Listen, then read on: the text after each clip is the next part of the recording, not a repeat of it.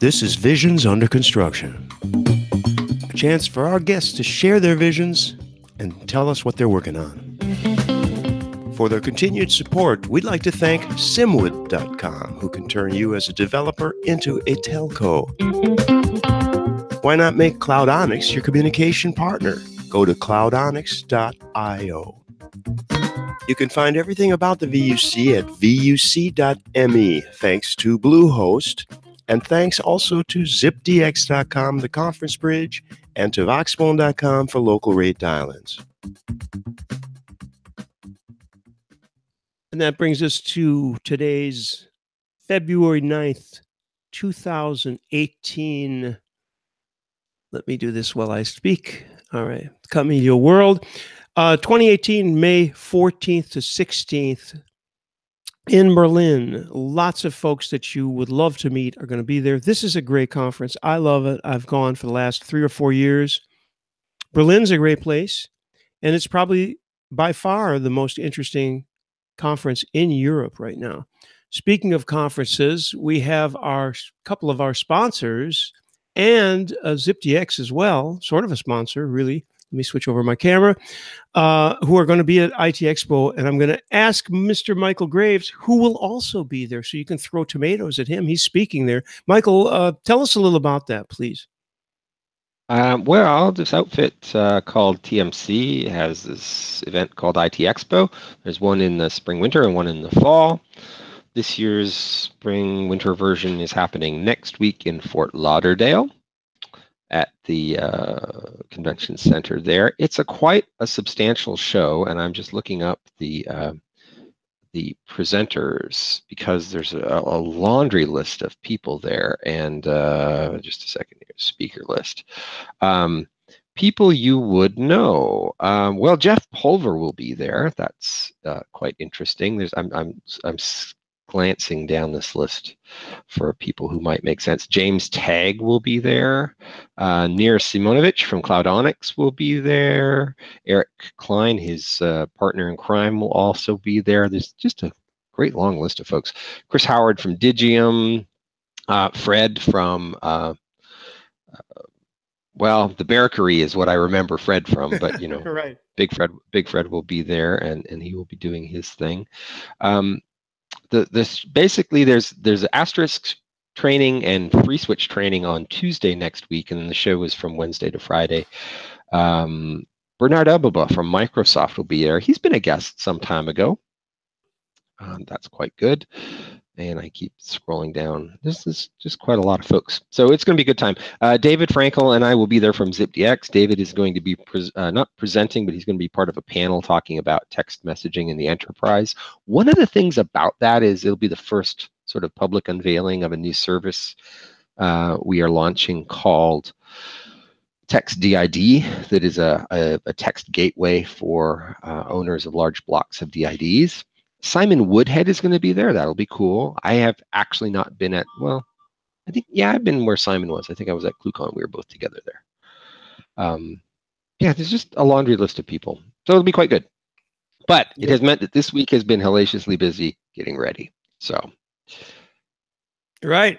Okay, well, it's been a weird week for me too, but besides that, I think that what we're going to do is just chat about the future of the VUC, and I would like to talk a little bit about, first of all, a little bit of news, and one thing that I mentioned to you that has nothing to do with anything that we've usually talked about is that there are 6 high school students running for governor in 2 states. One of those states is Kansas. If people are in IRC, I've actually already posted these, but I'll repeat them. That would be jackforgovernor.nationbuilder.com. This guy, if you go to that site, you'll see what he says about and here's another one from Newsweek about the teen politicians. What's interesting is what they say, and Jack, I don't have his last name in front of me anymore. Jack Bergeson in Kansas. What he basically is saying, he was asked if this is some kind of stunt. He's 16 years old.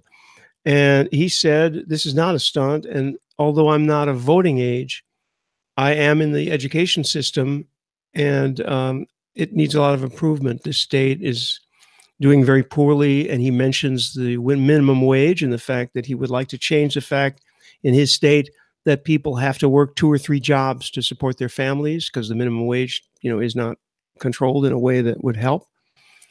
He mentions a whole bunch of other things, and basically he also says that he would like to see more young people involved in politics. And what better way, than these guys and the person in 1 or 2 people in Vermont to get, publicity and get younger people interested? Because I think one of the problems we have in all of our countries is that young people really don't care. I myself, mea culpa, I didn't vote until probably I was over 45 or 50. Have you been a voter a long time, Michael? Wait a minute. You came from Canada. I know.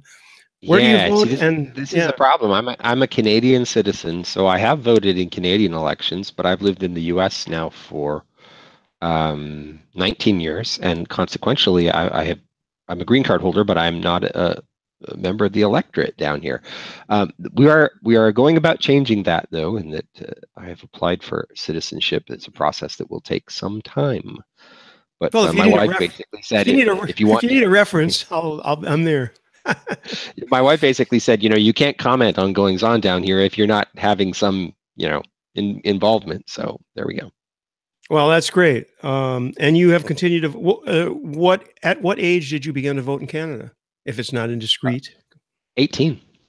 Well, there you go then. See, I 18. let it slide away. A musician, blah blah blah, and I changed, moved around a lot, and I really didn't do much in that area. And I was more inspired by Barack Obama, and I know that many of us are disappointed in what happened over 8 years. I don't want to get into a long political thing. I just want to say that I thought that he represented in as much as in the United States, especially, the president isn't a dictator, although close that parentheses. There's separation of powers. So the president is much more important as a symbol. And I thought that Barack Obama, for whatever else he did or didn't do, was a great symbol.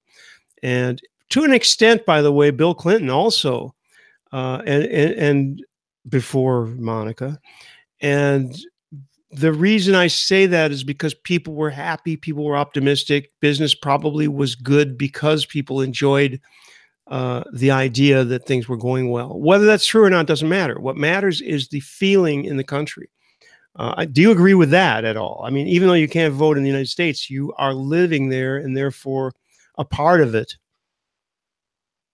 Yeah, generally. I mean, openly, right? There was a public elation when Obama was elected. It was good. It was forward looking. It looked to the sun. And his demise and those who have swept in to replace him, they come from a place of darkness, is my opinion. But just me. Well, yeah, and there's a whole interesting thing about the way social media works. And one of the reasons that I never enjoyed Facebook was because of all that happened in the last 2 years on it. I never did much anyway. I only went once in a while. And by the way, for the record, I was looking at my machine. It happens to be a Mac OS 10, and here's this process that's using 500% of the CPU. And it eventually came out that it was a plugin that removed all the crap from Facebook. I don't know whether that's an accident. I think it was called Flatbook, okay? In case anybody wants to look into that or comment on it on IRC or in ZipDX or in our Mastodon, masto.vuc.me. But the point is, anyway, Flatbook was using all this. I finally found it, just by removing all the extensions. So I don't know if they're mining crypto coin, or if it's just something that has intensive, need for a lot of CPU to get rid of all the junk in Facebook, which is possible. Anyway, Twitter also, unfortunately, a lot of people who are interesting to read stick in a bunch of presidential related stuff. I don't care whether you're for or against. I mean, there's no place for that for me there. If I'm interested in that, I will follow people who are, doing that, who are, if you want to see politics, you follow people who talk about that. I follow people, speaking of the VUC account, let me put it that way. On my music account, I follow people who are into music. And it's the same thing. I will immediately drop people who are continually repeating stuff, whether it's right or left. I don't care. I just don't want to get into that. What's your approach on that, Michael? You're not big on Twitter, but certainly you're on something, LinkedIn or whatever. Do you see a lot of political Well, stuff? The honest truth is, I'm a couple. I'm like used to be bigger on Twitter. What am I saying? I've done 23,000 tweets. I mean that means I'm bigger than some and less than others. I was probably inspired to Twitter by you, Randy, but Twitter was several years ago a very different place than it is now, and now I find it a kind of a reverb chamber that you really have to prune. This was my problem with Google Plus as well. You really have to admin these things to get something out of them, and I struggle with the attention span for that. If it becomes tedious, then I don't really want to be there. On the other hand, I admin a bunch of Facebook pages now for a variety of reasons, and one thing I wish is that Facebook would stop expending 25% of my news feed trying to get me to pay to promote things in other people's news feeds. Yep. I had that exact thing.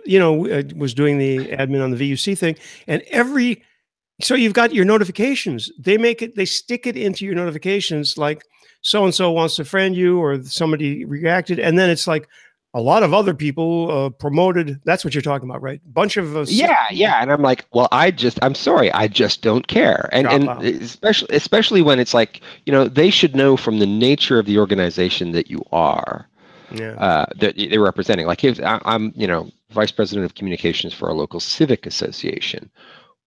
Well, we're not going to spend money promoting a post. We're doing essentially public service stuff.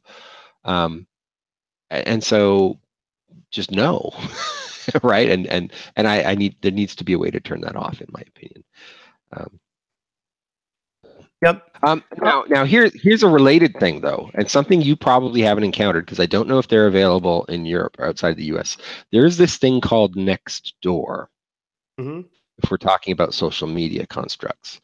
Nextdoor is, if you can imagine, a Facebook-like thing that is primed with geographically localized groups of antagonists, right?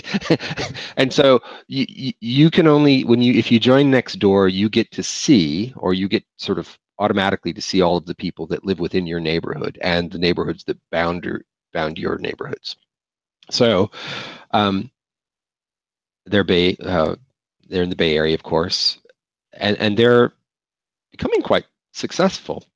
They have some significant problems, and for example, the city of Houston now, all their various city departments post to Nextdoor, and after Hurricane Harvey, they became a way of distributing information on a neighborhood-specific basis. With there were no mailing lists. I mean, there was no way to do it, right? So as city resources were becoming available in different neighborhoods, it gave them an efficient channel for that.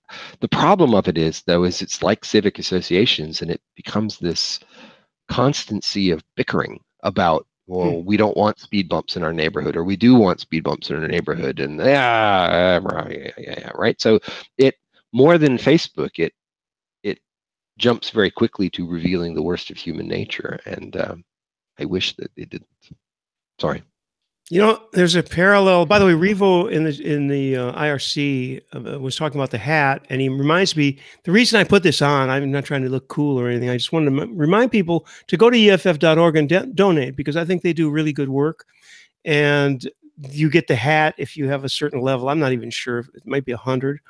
And it's the they call it the FBI hat style hat. That's what they're called, because it's the 3 initials, right?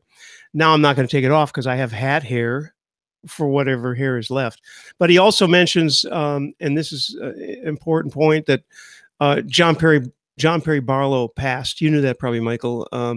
He passed away a Yes. couple of days ago, and it's kind of a negative milestone, I guess. We're all going to go sometime, so I'm sorry to hear that. But there's a story behind that, and if you're not that familiar, if you're too young to know, look up John Perry Barlow and see who he is. He was an interesting guy, and he did a lot of important things. I wanted to buy at my age, I could only grasp one concept at a time. I wanted to bounce off something you were saying, and I totally forgot what it was that I was going to say. Other news was we mentioned that I guess one of the things I did mention to you was that Nest has come from Alphabet into Google again. And I just wanted to mention that somehow I have absolutely no interest in having a thermostat connected to the internet. I just don't see, I see on the surface what people might give as arguments for why that's a good thing. And I wanted to publish an article in Medium, a satirical article, but I don't have the time or the desire to go into it. But I think somebody could write this, and it would be funny if you wrote a fake dispatch on a Google nightlight, because we have a nightlight because when the area of the hall, if you want to go up to the bathroom, the very personal stuff, folks, write this down. There's no light, okay, at night or even during the day. So you have to have a nightlight. And this nightlight, I'm thinking that Google could make a nightlight that's connected to the internet. So, it detects whether there's light or not, and it also detects movement. And this light would report when you get up. And since if it's near the bathroom, the light would report the number of times you urinated, and they would be able to detect things like diabetes or other malfunctions of your body. And if you wrote this out into a long thing, and rather than just giving away the punchline, I think that would be kind of funny. But the point is, I'm not interested in my house or any element of my house. If I want to show people, I'd open the window, have no curtains, and, undress and dress in front of the window, right? I don't want every single detail. I don't see a benefit personally. Apple Watch, on the other hand, you probably heard this, Michael. Apple Watch now is able to detect at 80 to 85% accuracy diabetes from your heartbeat, believe it or not. It's not a blood sample thing. So they were talking about this on Twig, as it happens, and that's where I heard about it. And it's interesting because all this health jockeying that everybody's doing and all these home devices that everybody's doing are really ways to get you into the gosh, I want to say ecology, ecosystem. Thank you, brain, for connecting that one. Getting you into the ecosystem. So if you wanted an Apple Watch, naturally you've got to have at least an iPod, probably an iPhone. Once you get into that, then you're going to want the Apple, whatever the home competitor is, with Siri and all of that. I don't know. Your feeling on ecosystems, Michael, would be interesting. I think you're identical to me, really. I'm not into Apple in any substantial way. And in fact, I've been curious. I've been following with some curiosity the recent launch of the HomePod, which is the little speakery thing. We have Amazon Echoes, as the dot behind us here indicates. We kind of like those. We accept that we're giving up some privacy. We use them in limited ways. What I'm curious about the HomePod is I'm curious more about it as a social phenomenon, because I think that the Apple ecosystem or the Apple fan club, is going to jump on it. Everything I have seen so far by anybody I respect indicates that it's a really insular product. That you won't ever be able to directly use it with your iPhone. You have to use it with iTunes and Apple Music, and so far there seems to be a bunch of apologist action going on. People saying that the Siri integration with it is not very good, so it's not competitive with Google Home or with the Amazon Echo, but it's I a heard. much better speaker than they are. So is that kudos to Beats and that crowd, or is that just we're not quite there yet because they seem to be late to the party? Yeah, Um, I think you're 100% right on that one. I'm more interested in how people are playing around this product than the product itself. And I must say, I'm not in their target market, even as a great speaker, because I've had for many, many years IP-based music, streaming music playback capability using some now legacy systems that work on open source and are actually moving towards open source hardware as instead of little Logitech Squeezebox music players. Goodness, hang on. Let's do some show and tell. Sure. These things were $200 or $300 a piece when they were new. This one's dusty. Logitech bought the company. The company was called Slim Devices. It was 3 people. They were awesome. We're talking 2003 and 4 for the time frame. Little streaming music player. You put it on your network. It does Wi-Fi. It has little analog outs. It has digital outs. You could stream off internet radio, all based on open source software. The little back-end service that you run to stream your music was all written in Perl. Well, Logitech walked away from the product, which left this tremendous opening for Sonos. And Sonos came along and they did the little smart speakery thing. The problem with them is at $350 for a one little smart speaker, who can afford that? I mean, it was a ridiculously bad value. But they took the Apple approach of the user experience of the software is very, very good, even though they refused to publish their specifications. So my streaming music players all connect to semi-pro powered monitors that I think are much better performance than Sonos. And so iPod just doesn't fit into that ecosystem. Or iPod is just, or not the iPod, the HomePod is just completely something other. Well, you wouldn't be buying an Air, whatever those things are called, their modem. On the other hand, would you buy, or did you buy the Google Wi-Fi thing? Have you got one of those? No. I prefer Ubiquiti for Wi-Fi. Here again, Ubiquiti runs open source. My router is a piece of open source. We run Windows for desktops because I live in a domain where Windows is more productive than Linux. But I'd be happy with Linux if I didn't.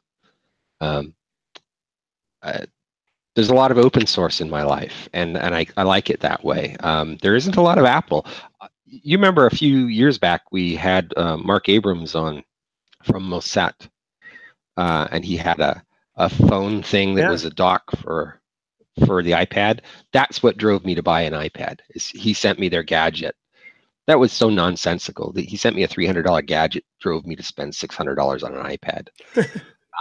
But in reality, I didn't use the iPad all that much. And so after a couple of years of it sitting on the shelf, sucking up Wi-Fi, I resold the whole Mosset iPad thing on eBay and let somebody else put it to good use. As a musician, somebody who likes to record, the iPad's an amazing device, and you can't. It's not that there's a device, but the app's written for it. You cannot get the same performance from. I don't have one, by the way. So what I'm saying is, there are great recording and creativity apps for the iPad that you can't get on Android, no matter what you want to spend.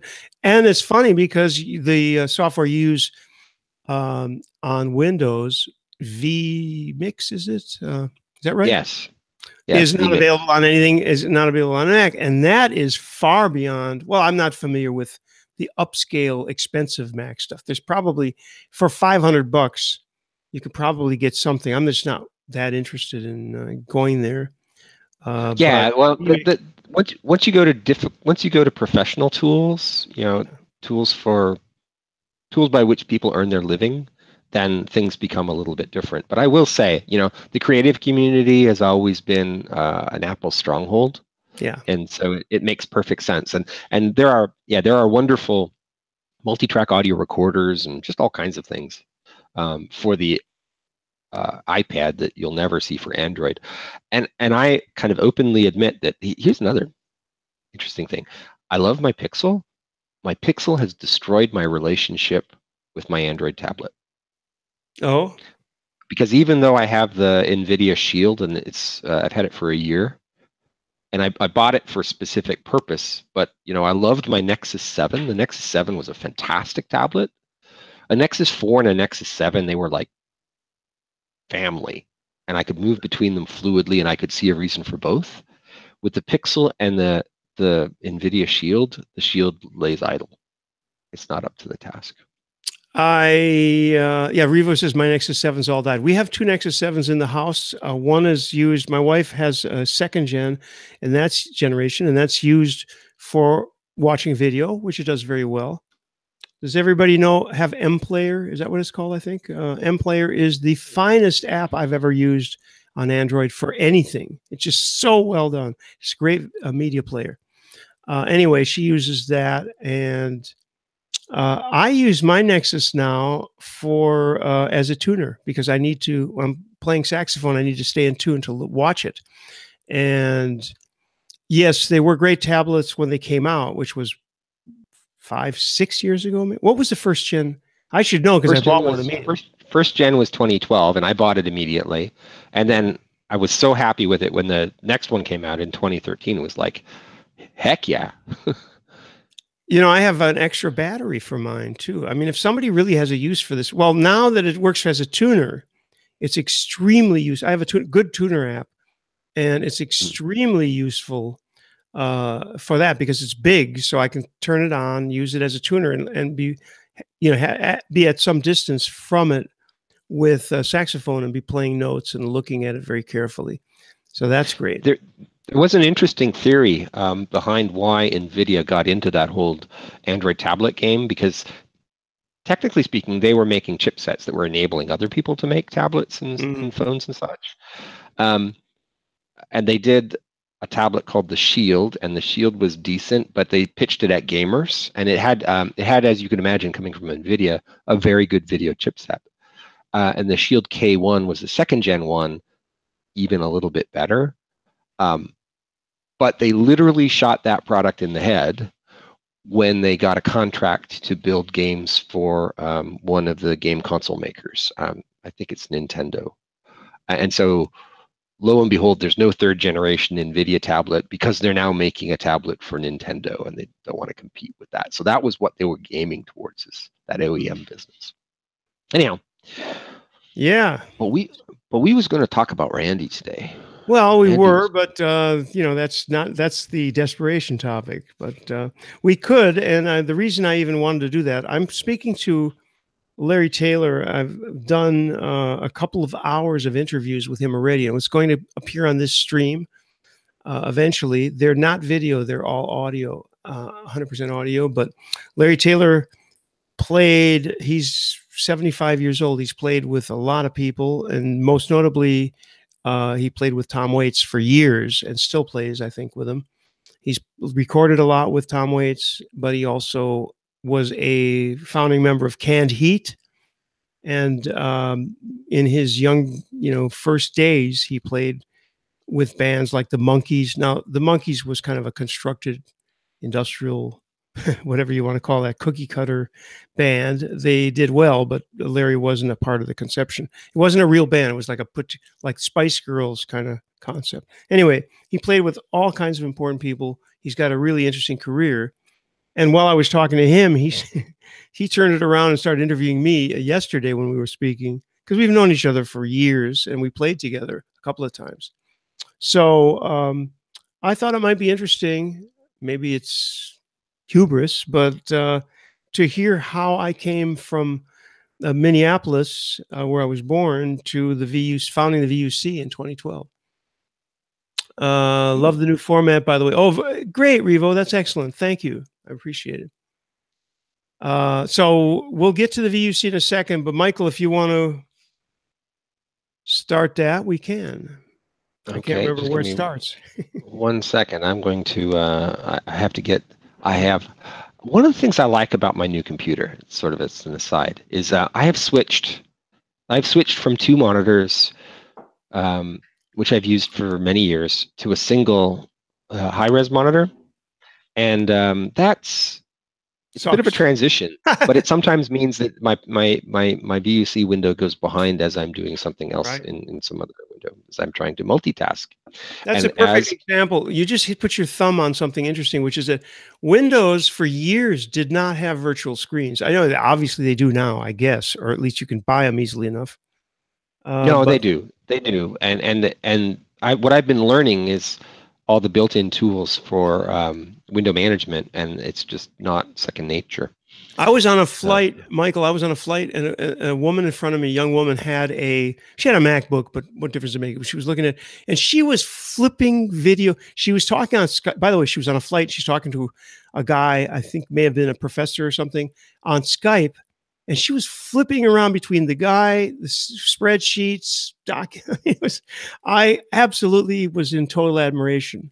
It was amazing. I'm not that good, but you can mess with. I mean, virtual screens are great. There was a product for Windows in like the 1990s that came yeah, out, but I mean, you had to because add it on, and it was I permanent used to ESR. I used to use a suite of utilities from Stardock Mm-hmm.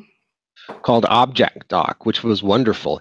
And I'm going to date myself here, but Object Dock was created because Stardock was originally a developer for OS/2, and it basically gave you the OS/2 operating environment on Windows 95, object-based desktops and stuff. And Stardock, I used that for a long, long time, probably up until Windows 7 came along. Anyway, so I'm looking at notes now.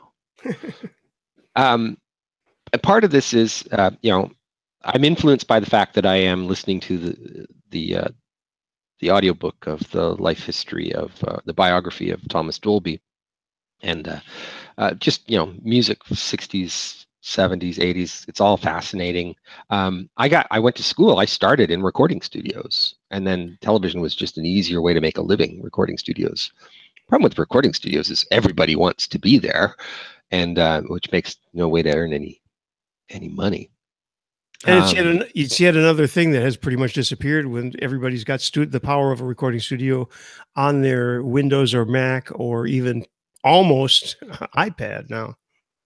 And it's funny how all of that translates into telecom or communications generally, because now everybody can produce whatever they want. Well, one is it means that signal to noise, you have problems.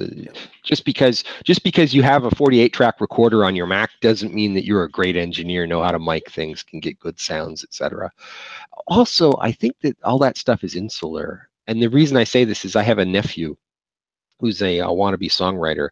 He's pretty good, and he was complaining that he was using this app had 48 tracks or something. He'd filled them all up. He needed to pay more for the bigger license to have more tracks. And I'm like, dude, you need to make some creative decisions about your music, because the Beatles used 4 tracks and 8 tracks and Right. did great music, right? And if you can't get by with 48 tracks on your MacBook, then you're just not making creative decisions. You're putting everything on a separate track, and musical equivalent of a digital pack rat.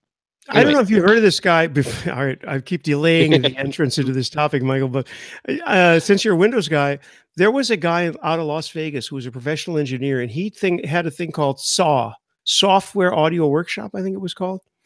Have you heard of that? no, Windows. So it was no. written in assembly language on Windows, and this was the day when you had to go to a special place to get a 2 gig AV drive, right? Audio, video, fast enough. It's Yep. just really, really funny. Anyway, that thing was amazing. And it really, because it was written in assembly language, it was able to maintain the speed, and you could do what today you would do with Audacity, actually. Pretty much the same thing. It wasn't free. That's great. Revo joined masto.vuc.me. If you're listening to this, if you have any desire to communicate with the community, and there are a lot of us out there all over the world, do that. Go to masto.vuc.me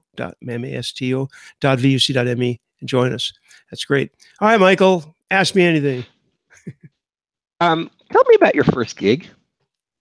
That's a great one. So I don't know how we got it. It was probably free, and terrible drummer, all friends.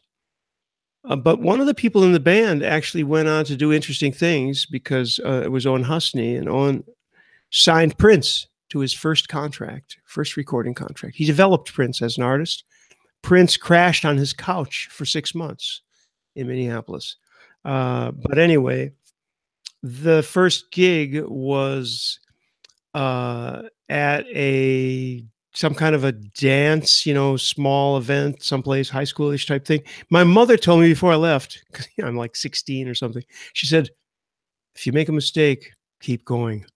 You know what? That's great advice.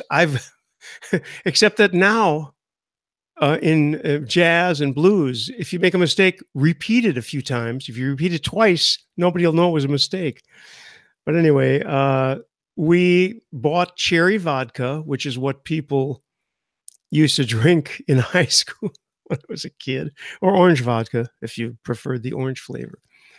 I don't remember much about the gig. We probably played all instrumentals, but that's pretty much all I remember. I know that I did not score that night, if you will. Didn't, because, that's another thing that you do when you're a musician is you're up on the stage, so the ladies are looking. And that's one of your hopes and aspirations. So anyway, did you study music in school, or was it something other than school, outside of school? Well, that's a great question, and it wasn't even something I thought of. Actually, I think when I was 8 or 10 in like grade school. So this is a great subject too, because the United States used to have music programs. So there was bands and orchestras. So my parents rented a clarinet, and I learned the clarinet at 8 or 10 years. I don't even remember exactly what grade this was, but it was in grade school. Grade school. Think about it. Mm-hmm. So you learn, you take lessons, and then you've got the band. And no matter how bad it was, I remember the band teacher said, if you get this song perfect, I'm going to buy you a case of soda. Well, we never got it perfect, so we didn't get the case. Anyway, the point is that I tell parents today that if you can afford it and you can manage it, to make sure that your kids get music lessons on an instrument that they are interested in. Because, and this will come back in everything we talk about anything I talk about, which is if you have self-expression, you do, Michael, and our other friends, Corrado, James, everybody has a manner of expressing themselves. And as a matter of fact, when you were complaining about people talking about the price of various speed bumps, that is what I was going to say, is that one of the problems that we have seriously in all of our societies, at least in the West, is that people don't have a chance to express themselves. So when they go to a meeting about speed bumps, they're going to go on forever about a speed bump. And there's going to be contrarians because you've got to express yourself. So parents, if you've got kids, and Reeve was talking about the trumpet, you've got to let them, or if it's paint, it doesn't have to be music. It's got to be something. So anyway, back in those days, the U.S. Most school systems had bands. And I think that's been largely cut away. Michael, do you know anything about the local system there in Houston? Do they still do that in schools? I don't even know. Yeah, there are still bands. They tend to be. They're not universal, which is sad. And arts programs have suffered a little bit, but I think everything has suffered. I do know about in Canada, certainly where I grew up, almost every school had a band program, and from middle school onward, you could be in band or choir. And since I was not a hockey player, I was happy to be in band, and that's how I spent my time. And I did that all the way through to the end of high school, and then that directed sort of where I went after that. There are a lot of people who, They go through high school and they go through college and they're playing football and they're going to school, but that's incidental to the fact that they're playing football or hockey or baseball or what have you. And here we are with the start of the Winter Olympics. And, we glorify, in some regards, these things where there's just not a lot of opportunity in reality. But I was going to say fruitless endeavors. Yeah, it truly is a sort of a mass distraction kind of a strategy. But I decided that this thing that I was doing was kind of fun, and so you played your first gig, and it was whatever, right? But then there's the endorphin rush of being up on the stage and doing the thing, and you practice and you practice, and then you want the tools. And so, what was the first guitar that you lusted after? That's a good one. Well, the very first guitar that I bought was the cheapest thing I could find, which was some kind of Silvertone sparkly metal finish and a Silvertone amp. You know that this is really funny, but for the old timers, Sears sold these Silvertones. You may have been around long enough in the States, Michael, to remember that Sears sold guitars and amps at one time among everything else that they sold. And that was funny. And that was maybe like $60 each or something. But the guitar that I lusted after in the very early days would have been the I think it was a Fender. Was it a Jazzmaster? I'm trying to remember now. There's two models. What I play now is a Stratocaster, though, and I've had those for years. I've also owned lots of Gibsons back in my time, but I just have never kept. I've owned a Les Paul, which is a very popular instrument among blues players and rock players. I've owned a Gibson 335. Which is a nice hollow body, they call it. I'm struggling for the terms even of these things. Well, there used to be like the SG and stuff SG like that. SG was a solid body, I believe, and then the 335 was a hollow body. Then I had a big Guild blonde jazz guitar, which had only just one pot for volume, no controls, one pickup.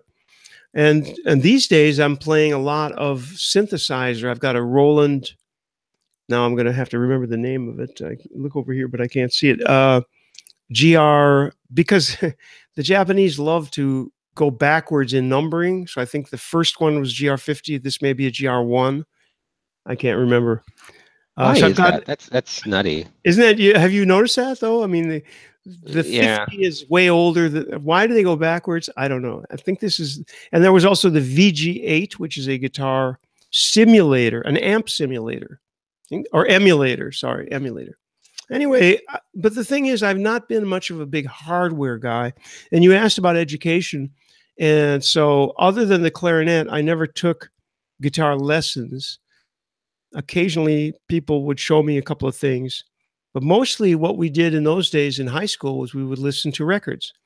And of course, anyone who plays or has any interest in the guitar knows that in the late 60s, let's say late 60s, actually, that Jimi Hendrix, 75 or 6, maybe even earlier, actually, I'm not even sure when that came out.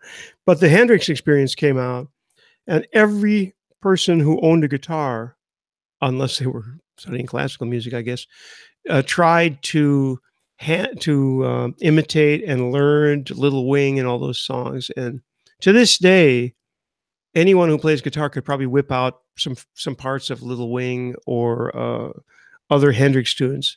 He is still the reference. The man died at 27 years old, like a lot of other people, heroin addicts. But that was the reference. So then we learned those things. We learned, after listening to the Stones for like 10 minutes, most people who were interested in playing guitar went to the source and listened to blues artists like B.B. King. I'm not going to list. I mean, there's 20 cats you need to listen to that inspired the Stones, and people like it. Then the Beatles came out. They brought a lot more musicality. And I was going to queue up a thing that shows when I met the Beatles, by the way, which is another funny thing that happened. When I was the year I graduated high school, after I graduated in the summer, the Beatles came to Minneapolis. And I had this, I was working at a music store, and most of the regulars know this story, but I'm going to say it anyway. I decided to give them a guitar, talk to the owner of the store. He said, "Oh yeah, great idea." So we contacted some people who were doing the press conference, and this is still on YouTube. You can look it up if you find the Minneapolis Beatles press conference. It's been yanked a couple of times, but I think it's on right now, and you can still see a moment that I will never forget. And I think this is a unique moment in a person's life when the four Beatles, only two of which are alive today, right? The four Beatles applauded me as I walked up to the the place where they were sitting at the press conference to give George Harrison the guitar. Look that up. That's an interesting. If you haven't seen that, you don't know about this story, and you haven't heard it 50 times, because naturally, I've told it many times. So that was amazing. And at that time, I was playing in bars, which you don't do much of anymore.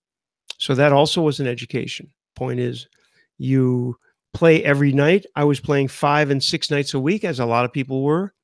And so, you get chops, you get ability to play a lot of different kind of music. We were playing stuff on the radio. We introduced some Hendrix stuff. The bar owners didn't like it.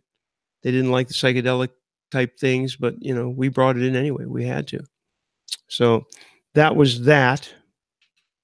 What else were we talking about? Well, I mean, all these things are very interesting. So, you remember your first paying gig?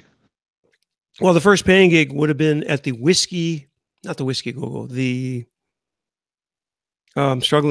Vincent Van Gogh. Think about that. That was a club in Minneapolis. Great club too. And I've never liked the show Cheers particularly, which is about a bunch of people who hang out in a bar. But when you play in a bar 5 or 6 nights a week at a salary of about $102 a week, I think it was. We're talking about many years ago, folks. So that was a pretty good salary. You could sleep till noon and come into the job. You started playing at 9. I think in Minneapolis it ended at 1. So 4 hours every night, 5 or 6 nights a week. And it was a family. So, if somebody touched, there's a lot of talk about the Me Too movement and people like reaching out for waitresses' behinds and stuff.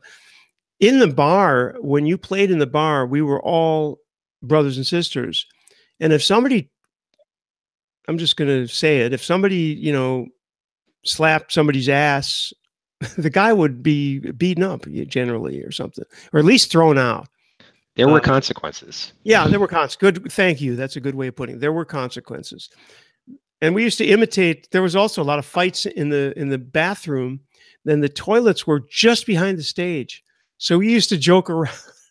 We used to go in there and imitate the sound of the fights, because basically it's just people pounding on the walls. We used to, I don't know why I mentioned that, except that it just reminds me how funny that was, because you could hear it when you're up there playing on the stage, and you can hear this, disturbance going on just on the wall behind you of people being slammed, their heads slammed against the wall and stuff. There wasn't a lot of that, but when it happened, it always evoked a giggle during midnight hour or whatever else we were playing. Yeah. I mean, live events are fun, and live events are very organic. I think that's the thing that got me is there's just so much. You never quite knew what was going to happen, because you never knew what the crowd was going to be, or anyway, just lots of things. I didn't play. I did. Basically, I was a sound guy for a while, right? So I'd be supporting you guys, and it'd be like, more cowbell. Yeah, well, you need that. I think that you went on in parallel to what I was doing. You may have gone on to video after. I don't know when you got into it. You should probably say, but when you did, you probably went on to video and all the stuff that you're into now. And eventually, when computers got big, you and I'm pretty sure we never discussed this actually, but I'm pretty sure that you, like me, found the creative thing in computers and dealing with them in various ways, and you became somebody who was valuable on that level too. Is that right or not? You did kind of, sort of, maybe, I guess. Here's the thing. most creative people, you're going to be a little obsessive. It's in the nature of it. It's in the genes. It's the way it works out, right? And early computers seem, to my mind, to be, they had a certain appeal to the obsessive compulsive, because you had to get things exactly right. So so let's skew this a little. What was your first computer? Oh, that's a good one. TRS-80. 4K of Mhm. 4K of RAM. I mean, Cassette recorder? just think about that. Yeah, and I actually wrote in both assembly language and, well, I didn't do much basic actually, but the cassette recorder would write assembly. So you, as everybody knows who's old enough, you wrote the program, you dumped it to tape, then you had to load it and it ran. Then there was mistakes. You had to re-edit it. I don't even remember how you edited the machine language, but you did. And the first really good program that I wrote was decoding Morse code. And I'm really proud of that, by the way, because I have no math background. I have no official, no education in computers. And, assembly language is what it is. It's just, move value into A and, the accumulator, blah, blah, blah. So there's not a lot of knowledge there. And I later in life, with C, for example, when you're trying to do more complicated stuff, you just copy somebody's existing program. You read an article and you take that code and then you mess with it. But in this case, I thought about this and I actually analyzed it, and I thought it was pretty interesting. So I thought, well, how do I decode Morse code in my head? Of course, I was a ham operator. We didn't go over that. I mean, to cover my life, it's 7 decades plus, so we'd need about 20 of these. But to keep it shorter than 20 of these sessions, how do you? Morse code is dots and dashes. The dash is about 3 times the length of a dot. So I thought, well, how do I do this? So I'm listening. And you remember that people don't necessarily have a source of rhythm. Good people on Morse code, people who are good at it do have a sense of rhythm, and it sounds very clean. But I've heard people who are very, very sloppy with it too. So it's maybe the dash is 4 times the dot. And I don't remember completely the algorithm that I used, but I thought it was just a fascinating idea that I would listen, measure the distances, because that was easy to do. You have a counter measuring the length, and the cassette port was used because it was a 1-bit on or off. So when there was signal going into the cassette port, I would measure the length of each thing, and eventually somehow it figured out what was a dot and what was a dash. Then from there, it just did lookup tables. I wish I could find that, but I mean, there's no way to bring that back to life.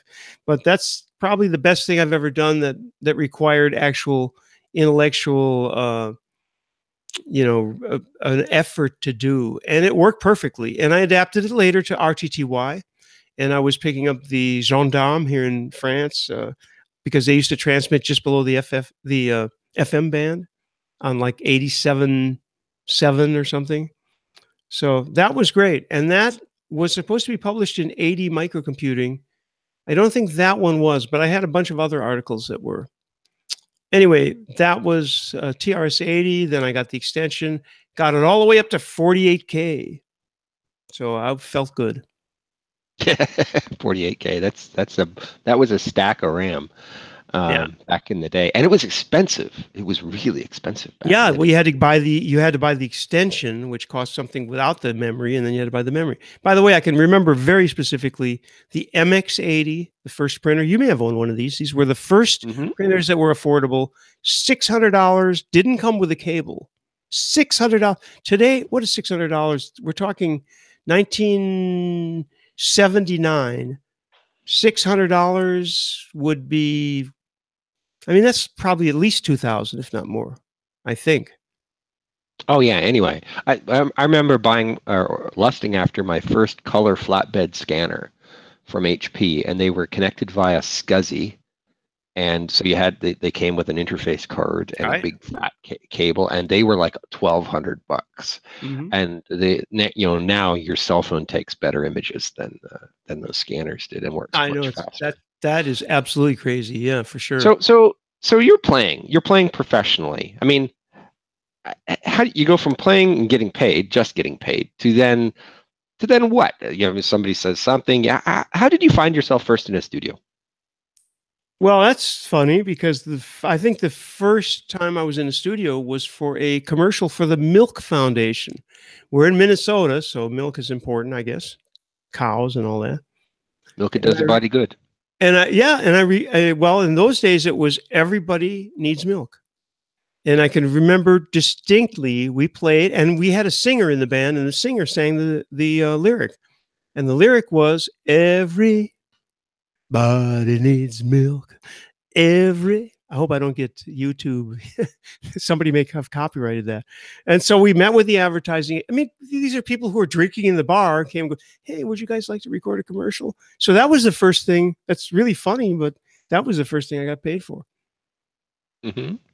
And how did that first studio experience? What was it like? Were you traumatized? Was it fun? Was it elating? Was it? It was kind of fun, and it was easy because the focus wasn't on me. And we kind of, I don't know, somebody laid something out, and it wasn't challenging. It was very simple. So as I sung it more or less successfully, so it was real simple, and we just, played a couple of chords. And they also, interestingly enough, they took a photo of the band, and for some reason used that as well in the ad. This is the late 60s, so I guess everything was very low tech and low key and cheap, probably for them.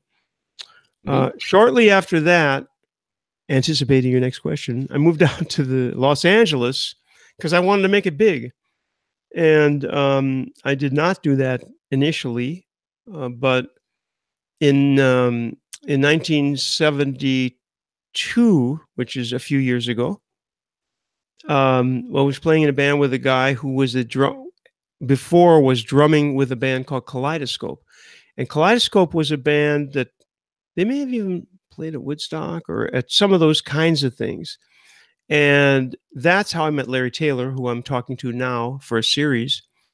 And Larry Taylor, Paul Lagos, the drummer, me and Sugarcane Harris, this amazing Jimi Hendrix-like violin player who was classically trained, but he was a black guy from Pasadena who just could play and sing like crazy.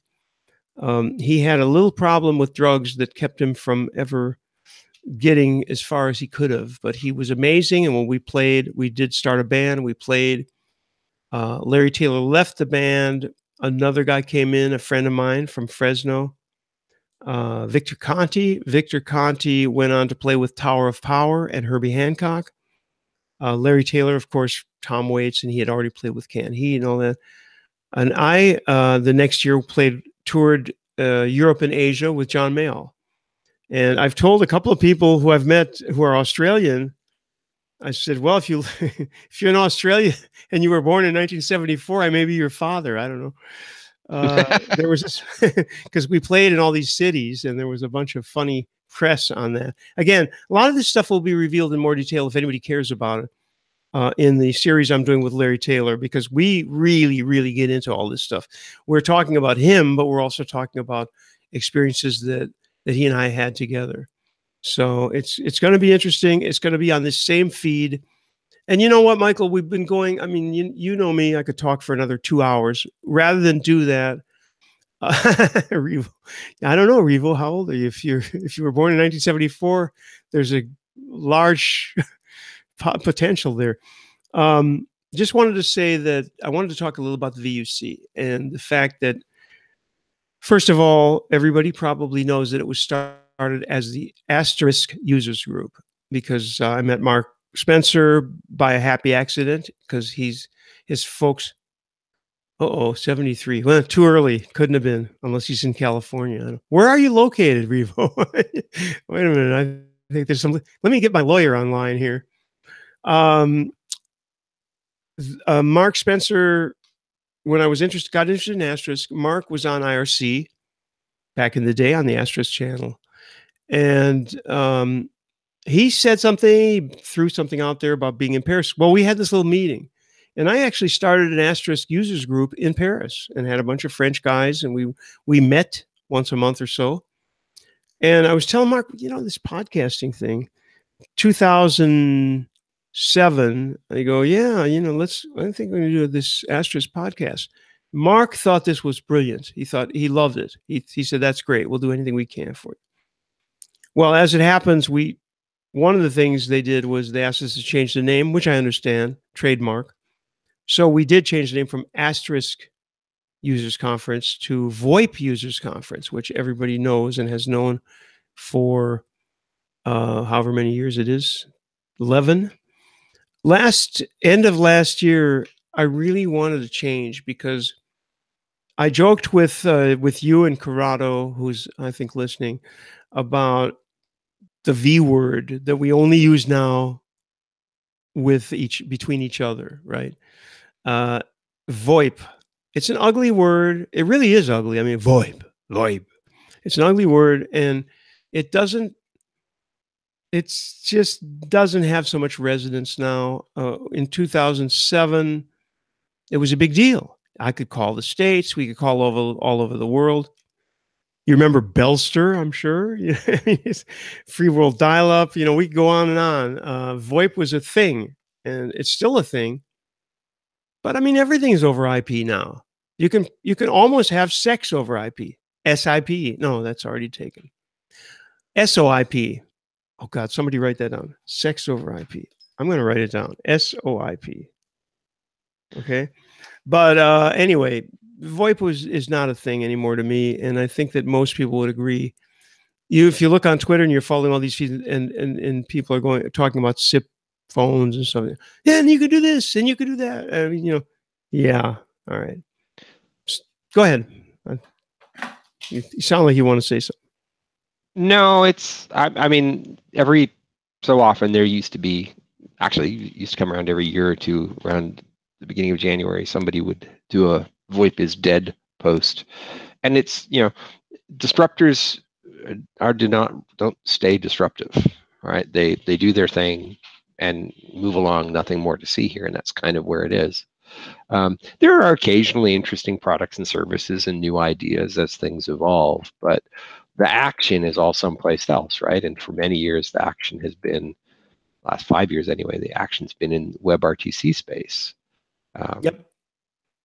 For sure. And so that's been interesting, and there've been some interesting people and things to talk about and such, and so that's cool. That's good, but the earlier claims largely dramatic that VoIP is dead. It's not dead. It's just been subsumed into the everyday business, and it's not that much fun anymore. Well, I mean, if you think about this, streaming video, and I'm sure you remember the day when you got a 30-second trailer of a movie, postage stamp size, that took like 12 minutes or 20 minutes to download, and you'd watch it. It'd be tiny, right? Well, now streaming. Well, we don't really talk streaming, and even and you're very much into this stuff. Streaming, even a few years ago, 5-10 years ago, you couldn't stream a wedding in Australia easily to the States.